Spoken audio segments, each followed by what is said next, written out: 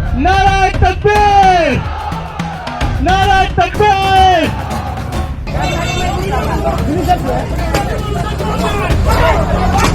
जब हम लोगों की सरकार कभी भी जब बनेगी केंद्र में, तो हम लोग जीतने के बाद जो है ईवीएम को खत्म करें। दोस्तों, भारत के मुसलमानों को गाली देना और विदेशी मुसलमानों को गले लगाना, उनके सामने नतमस्तक हो जाना, उनकी खुशामदीद करना, ये इन दिनों बड़ा ट्रेंड में है। देश के प्रधानमंत्री भी ऐसा करते हुए दिखे अभी जब कतर के शेख आए हुए थे। अब दोस्तों, इस वीडियो में आपको हम तस्वीर दिखाएंगे जिसमें हिंदू धर्म के एक बहुत बड़े संत बागेश्वर धाम महाराज की ऐसी तस्वीर सामने आई है। देखिए, भारत में जब वो रहते हैं तो रोजाना हिंदू राष्ट्र की बात करेंगे, मुसलमानों को गाली देंगे, बांग्लादेशियों को गाली देंगे, सनातन की बात करेंगे, तरह तरह की बात करते हैं। लेकिन दोस्तों, एक तस्वीर आपको हम दिखाएंगे इस वीडियो में, कैसे बागेश्वर धाम महाराज जो है वो साष्टांग दिख रहे हैं, गले मिलते हुए दिख रहे हैं। अब उन्हें कोई नफरत नहीं है मुसलमान से। तो दोस्तों, इस खबर पर आप बने रहिएगा। इसके अलावा दोस्तों देखिए, तेजस्वी यादव ने बड़ी बात कही है। तेजस्वी यादव ने कहा है कि अगर हम कभी सत्ता में आए, कभी हमारी सरकार बनी, तो सबसे पहला काम जो हम करेंगे वो इस देश से ईवीएम को उखाड़ फेंकेंगे। अब इस पर देखिए दोस्तों, कितनी गंदे तरीके से कह रहे हैं तेजस्वी प्रसाद यादव। देखिए, राजनीतिक दल के नेता हैं, उन्होंने अपनी बात कही है, लेकिन कैसे मुसलमानों को टारगेट किया जा रहा है, अब एक ट्वीट आपको हम दिखाएंगे दोस्तों। इसके अलावा एक सनसनीखेज खुलासा हुआ है संभल हिंसा को लेकर। डी कंपनी के द्वारा संभल में हिंसा कराई गई। देखिए, संभल जो है वो इन दिनों हिंदुत्व का एपी सेंटर बना हुआ है। एपी सेंटर, आप एपी सेंटर समझते होंगे। और संभल का कनेक्शन अब डी कंपनी से आ रहा है निकलकर, तो ये खबर पर भी आपको हम बताएंगे विस्तार से। इसके अलावा दोस्तों देखिए, आपको एक वीडियो दिखाएंगे हम दिल्ली के एक बड़े नेता की, जो इन दिनों कल मंत्री भी बने हैं, शपथ लिए हैं कल मंत्रिमंडल में। उनका एक पुराना वीडियो बड़े तेजी से वायरल हो रहा है, जिसमें अल्लाह को याद कर रहे हैं, कई नाराए तकबीर की बात कर रहे हैं, कह रहे हैं कि जब अल्लाह सजा देता है तो कोई नहीं बचा पाता है।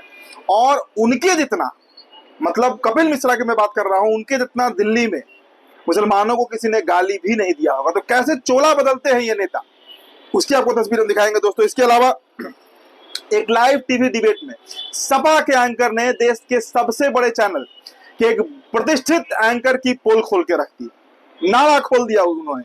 सपा के प्रवक्ता हैं, उन्होंने पूछ दिया बस कि भाई कठमुल्ला का आप मतलब बता दीजिए। अब इस पर जो फजीहत हुई है नेशनल टीवी के एंकर की, वो आपको हम दिखाएंगे दोस्तों। तो आप द लाइव टीवी, सच सबसे आगे। सभी का स्वागत करते हैं द लाइव टीवी में। मेरा नाम उदित तारण है। दोस्तों, पहले आपको हम दिखाएंगे बागेश्वर धाम महाराज की तस्वीर। जरा सा ये तस्वीर आप देख लीजिए। पहले भारत में रहेंगे, मुसलमानों को गाली देंगे, भगवा चोला पहनेंगे, भगवा मुरेठा बांधेंगे, हाथ में तलवार लेंगे, गदा लेंगे, जय श्री राम के नारे लगाएंगे, मुसलमानों को गाली देंगे। लेकिन जैसे ही इनका सामना किसी अरबी शेख से होता है, ये भीगी बिल्ली बन जाते हैं। तस्वीर आप देखिए। अनिल निमावत ने लिखा है, तो क्या भारतीय मुसलमानों को दिन रात गाली देते हैं और अरब में जाकर शेखों की अयाशी लेते हो धीरेन्द्र शास्त्री जी।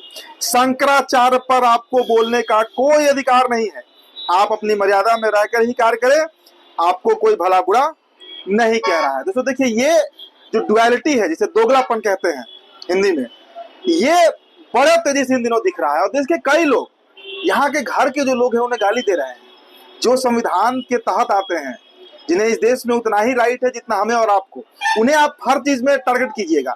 और वही जब आप बाहर जाइएगा तो देखिए किस तरह से ये लोग भीगी बिल्ली बन जाते हैं अरबी शेख के सामने। दोस्तों, अब आपको अगली खबर दिखाते हैं। देखिए, तेजस्वी यादव ने जो बात कही है, पहले इस पर आप नजर डालें। तेजस्वी यादव ने कहा है कि अगर हमारी सरकार बनती है तो हम केंद्र में, अगर हमारी सरकार बनती है तो सबसे पहला काम जो हम करेंगे वो ईवीएम को हटाएंगे। अब दोस्तों, इस पर तेजस्वी यादव ने जो बात कही है पहले आप सुन लीजिए, फिर आगे अब इस पर जो प्रतिक्रिया आई है वो आपको हम दिखाएंगे। आप तो उसका जवाब ही नहीं देते। तो कोई भी बने हैं, नहीं बने, जो बने हैं, हम चाहेंगे कि संविधान, नियम, कायदा से चलें, ना कि कोई पार्टी का चेयर लीडर या पार्टी का सेल बन करके काम करें। तो ये काम होना चाहिए पटना में। और जब हम लोगों की सरकार कभी भी जब बनेगी केंद्र में, तो हम लोग जीतने के बाद जो है ईवीएम को खत्म करेंगे। तो आपने देखा दोस्तों कि किस तरह तेजस्वी प्रसाद यादव जो है उन्होंने अपना पक्ष रखा, लेकिन अब इस पर देखिए कितना नफरत मुसलमानों के खिलाफ उगला जा रहा है। वो जरा सा आप ये पोस्ट देखकर समझ सकते हैं। देखिए, थॉट्स एंड एनालिसिस नाम का एक पेज है, उसने लिखा है कि ये जब देश में आएंगे तो ईवीएम खत्म कर देंगे, हिंदुओं को खत्म कर देंगे, मंदिरों को खत्म कर देंगे, स्कूलों को खत्म कर देंगे, सिर्फ मदरसा रहने देंगे। युद्ध के लिए भी वे देसी कट्टा का इस्तेमाल करेंगे। वे सिखाएंगे कि पृथ्वी चपटी है और चांद मुसलमानों की संपत्ति है। वे सारी जमीन मुगलों मुसलमानों को आवंटित कर देंगे और घोषित कर देंगे कि मुसलमान इस पूरे ब्रह्मांड के मूल मालिक हैं। अब दोस्तों, तेजस्वी यादव ने बात क्या कहा? उन्होंने कहा ईवीएम को लेकर, चूंकि ईवीएम को लेकर इतना सवाल उठ चुका है कि अब तो सत्ता पक्ष के भी कई लोग जो ईवीएम को लेकर सशंकित रहते हैं कि भाई आखिर महाराष्ट्र में जो खेला हुआ, हरियाणा में जो खेल हुआ, वो सब ने देखा। अब इस पर अगर तेजस्वी प्रसाद यादव कह रहे हैं तो इस पर आप सोचिए कि मुसलमानों को टारगेट कर लिया गया, कुरान तक बात पहुंच गई।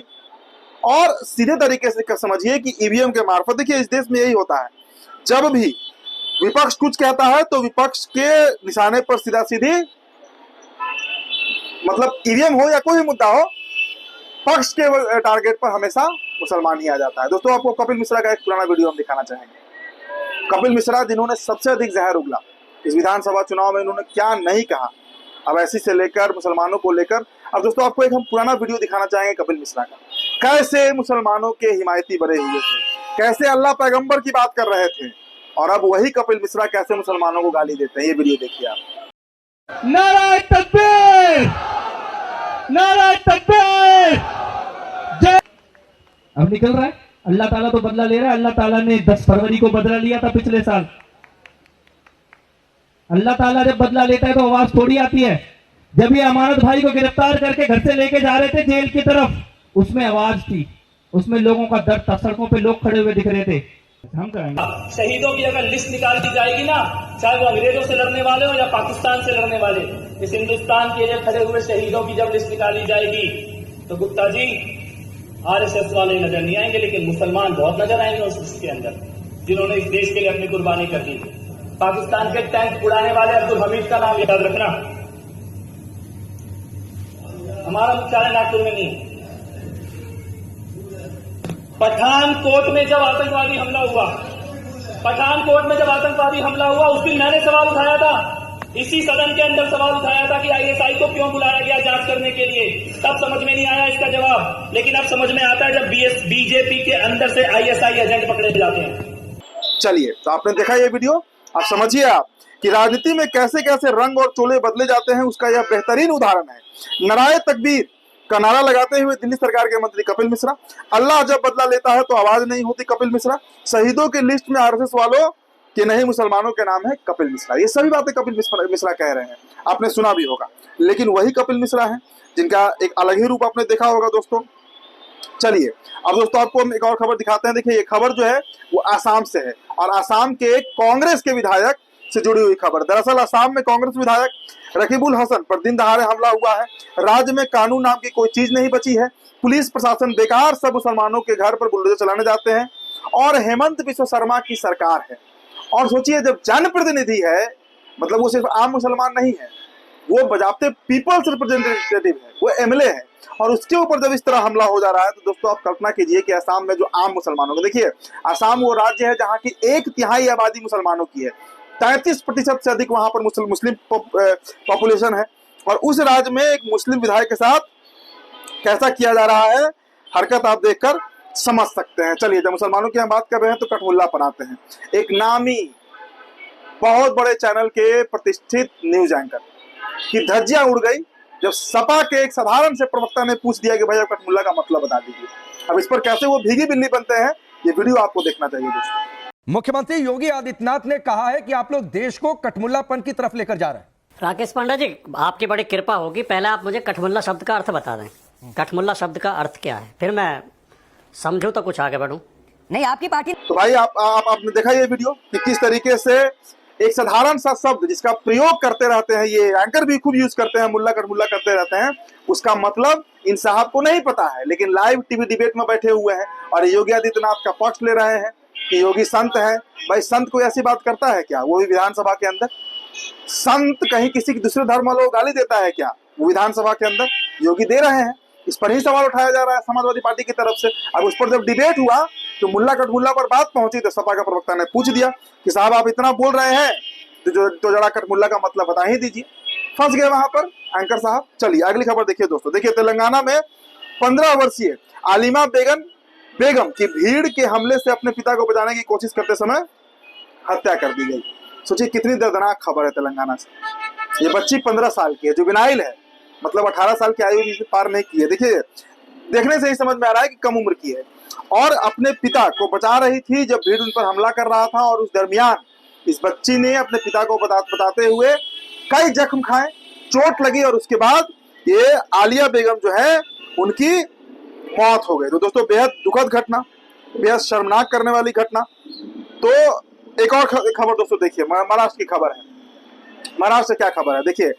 दरअसल महाराष्ट्र में 3 मुस्लिम पशु व्यापारियों पर हमला हुआ और 2 लाख लूटने का आरोप लगाया गया है। दरअसल जालना के कन्हैया नगर में 16 फरवरी को दावा किया कि 3 मुसलमानों पर हमला हुआ है। पीड़ितों ने आरोप लगाया कि हमलावर एक हिंदू दल से जुड़े हुए हैं और इसी संगठन ने पहले भी मुस्लिम पशु व्यापारियों और किसानों से पैसा वसूला है।